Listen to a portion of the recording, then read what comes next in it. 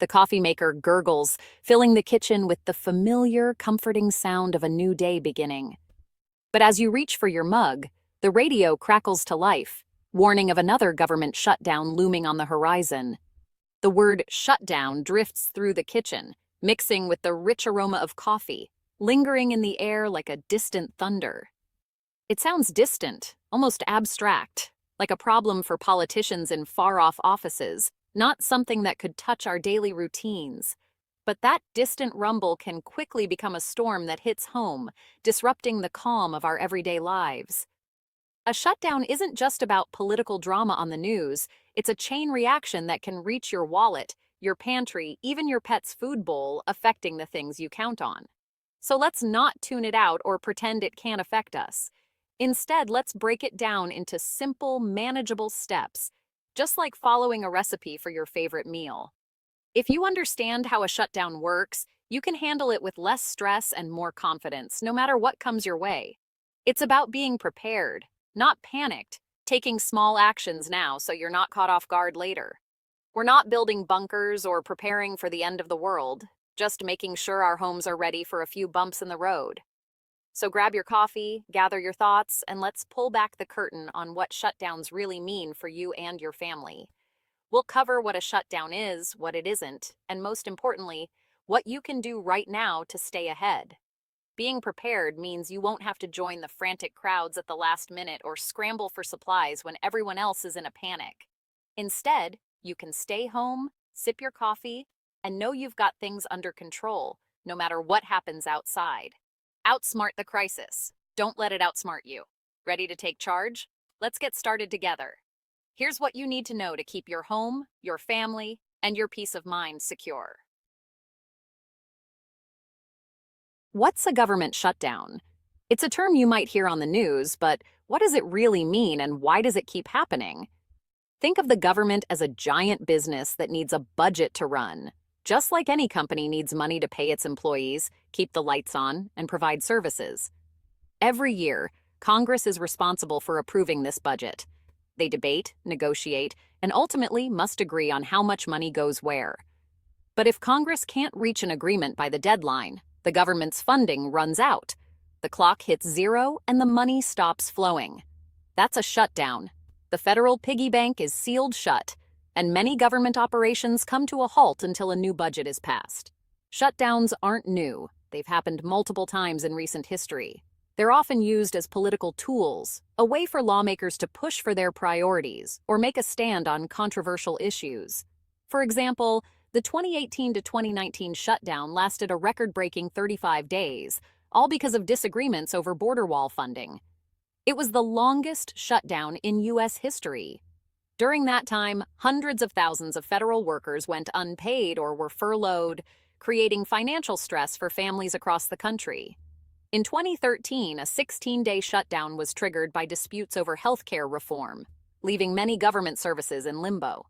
These aren't just political games. Shutdowns have real, tangible consequences for real people, families, workers, and communities. But it's important to know that not everything comes to a stop. The government divides its operations into essential and non-essential services. This determines what keeps running and what gets paused.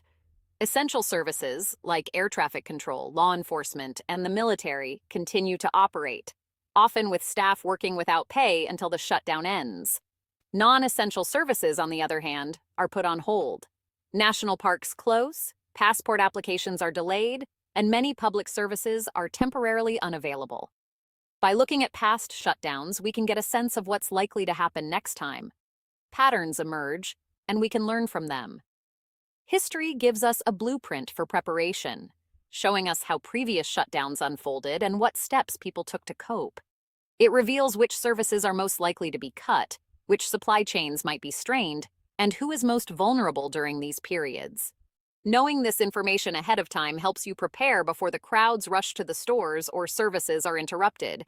So let's use history as our guide, learn from the past, and get ready for whatever comes next.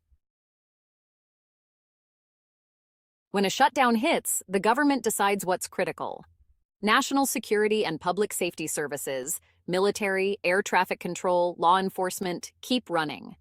The Postal Service keeps delivering mail and Social Security checks usually go out. But non-essential services? They pause.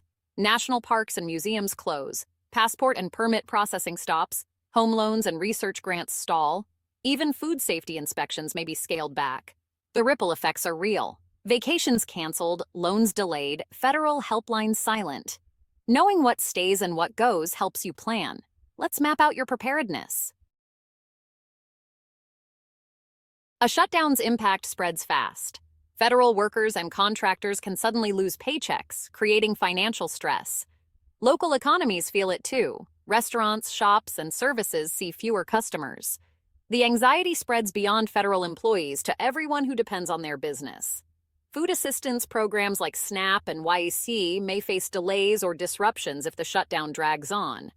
Millions of families could be affected, turning a political issue into a humanitarian one. Supply chains can also be disrupted, especially if food inspections slow down or panic buying starts. Shelves empty not because food is gone, but because everyone rushes to buy at once. The best way to avoid shortages? Prepare in advance. Let's talk about stocking up smartly. Don't wait for the last minute. A little planning now means less stress later. Here's how to get ready. Your pantry is your first line of defense. Aim for a 2 to 4 week supply of food your family actually eats. Start with proteins: canned tuna, salmon, chicken, and beans. Add grains, rice, pasta, oats, crackers. Easy to prepare and versatile. Canned fruits and veggies provide vitamins when fresh produce is scarce. Canned tomatoes, corn, green beans, and fruit like peaches or pineapple are great choices. Don't forget flavor oils, nut butters, bouillon cubes, salt, pepper, and your favorite spices. It's not about hoarding. It's about smart modular meals. Stock up gradually, adding a few extra items each trip. Organize your pantry so you know what you have. This isn't just about food, it's about peace of mind. A well-stocked pantry means you can weather the storm calmly. Next, let's look at your freezer and household essentials. Preparation is about more than just food. Let's make sure your whole home is ready. Here's what to do next. Your freezer is your backup. Stock it with frozen veggies, fruit, and bread. They last and supplement your pantry. Freeze extra meat in meal-sized portions, labeled and dated for easy use. Repackage items flat to save space and speed up thawing. Beyond food, think about household supplies. Keep extra toilet paper, paper towels, and tissues on hand. Stock up on soap, toothpaste, shampoo, and feminine hygiene products. Check your first aid kit and refill prescriptions before a shutdown. Have basic cleaning products ready. Don't forget pets. Have at least a month's supply of food and litter. Preparation isn't panic. It's smart planning for everyone in your home. Now let's talk about your finances. Being ready means more than just full shelves. Here's how to keep your money safe. Cash is still king in a crisis. While banks and ATMs should work, panic can cause temporary shortages. Keep a small emergency stash of cash at home, enough for groceries and gas for a week or two in small bills. Store it securely but accessibly. Review your budget and prioritize essential bills. If you're a federal worker, contact lenders early. Many offer help during shutdowns. For everyone, this is a reminder to build an emergency fund. Preparation now means less stress if paychecks stop or systems slow. Let's keep your home calm and comfortable. With your pantry and freezer stocked, focus on routine and comfort. Use this time to get creative in the kitchen.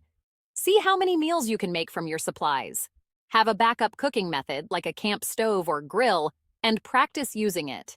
Stock up on fuel and try outdoor cooking for a change of pace. Keep spirits high with games, books, and movies. Limit news checks to avoid stress. Designate times for updates, then disconnect. Focus on your family, your home, and your well-being.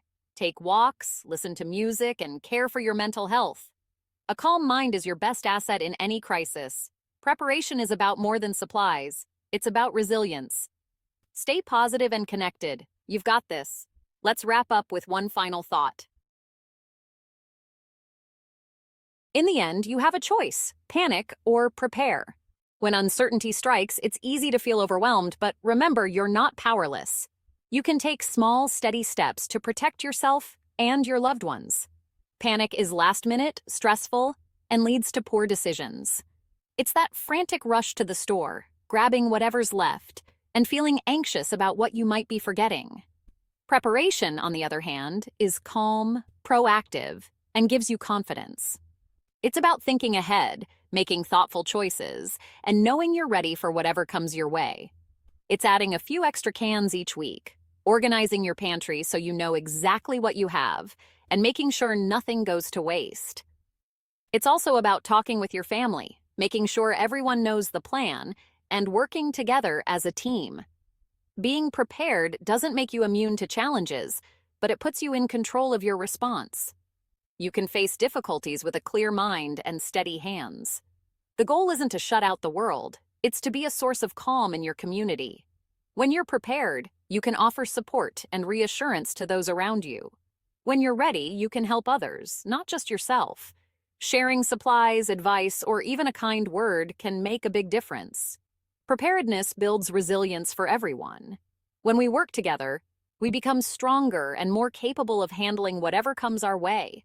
As another shutdown looms, don't give in to fear or let anxiety take over. Stay informed, but don't let the headlines control your emotions. Channel your energy into action. Stock up on essentials, think ahead, and avoid the last-minute rush. Organize your supplies, make a plan with your loved ones, and check your emergency kit so you know you're covered. The peace of mind that comes from being prepared is truly worth it. You'll feel more secure and able to enjoy the present moment. Watch the news with awareness, not alarm. Stay alert, but don't let fear take over. You'll be ready for whatever happens. Now it's your turn to take action. What's your best tip for staying prepared? How do you keep your household ready for the unexpected? What pantry item can't you live without? Is there a staple you always make sure to have on hand? Share your wisdom in the comments below. Your experience could help someone else feel more prepared and less anxious. Let's learn from each other and face this together. Together, we can build a stronger, more resilient community, one step at a time.